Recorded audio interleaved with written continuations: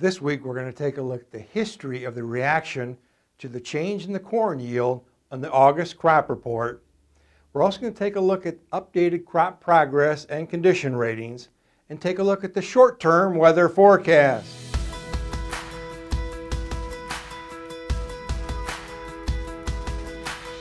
Hi, this is Brian Basting with Advanced Trading. Let's talk about the corn market. We've moved into the middle of August here, and this market remains exceptionally volatile. What we're going to do is this week we're going to start out looking at the change in December corn futures in reaction to the August crop production report from the USDA. Now this month the August crop production report will come out August the 12th. That's Friday, August the 12th. Let's take a look at the history of the change in December corn futures. What we're looking at here is the change in the yield compared to July to August. That's reflected in those bars. And then the blue line reflects the change in December corn futures on the day that the crop report was released. A lot of numbers, a lot of information there. What I'd share with you is focus on that blue line. Historically, there has been some significant change in that December corn futures on that day that that report is released. Not every year, but it has been exceptionally volatile over the last 30 years or so here. So here's the key message.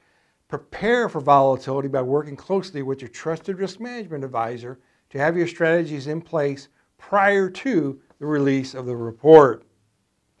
Let's move on now and look at updated crop conditions for corn. As usual, our map shows the change in good to excellent versus the previous week. Nationwide, there was no change in good to excellent at 61%. That is slightly below 62% last year. Some strong regional aspects are evident in this picture, though. In the western corn belt, with the exception of North Dakota, it was unchanged to lower on good to excellent, while in the eastern corn belt, east of the Mississippi River, it was mostly higher with the exception of Wisconsin. So in most cases, east of the Mississippi River did see some improvement, and west of Mississippi did see some deterioration. Now let's look at our aggregate index. Our aggregate index is actually at a season low now.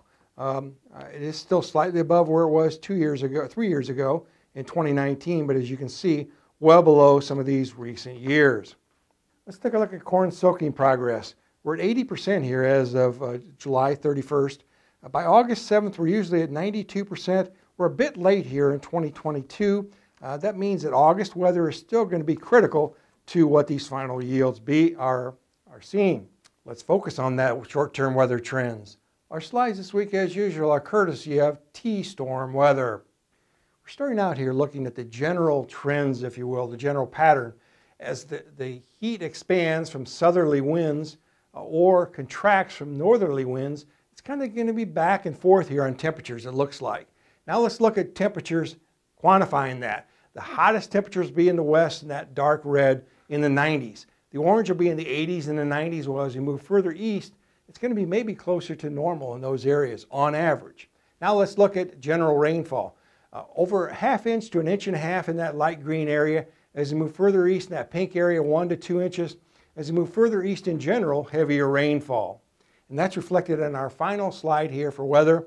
Looking at the dark green area, the dark red areas in the west depict some below to much below normal precip the next 14 days. As we move further east though, closer to normal to above normal precip. Let's wrap things up this week looking at trends in December corn futures.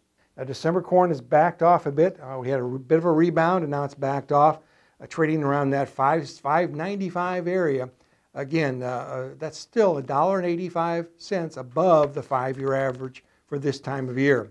We strongly encourage you in that light to continue to defend your balance sheet. Now, if you'd like more information, please feel free to contact us at 800-664-2321. We'll put you in contact with one of our risk management consultants who'll be happy to visit with you at your convenience. And remember, we upload every Wednesday. Make sure to subscribe to our channel and never miss an upload. Thanks a lot. Have a good week.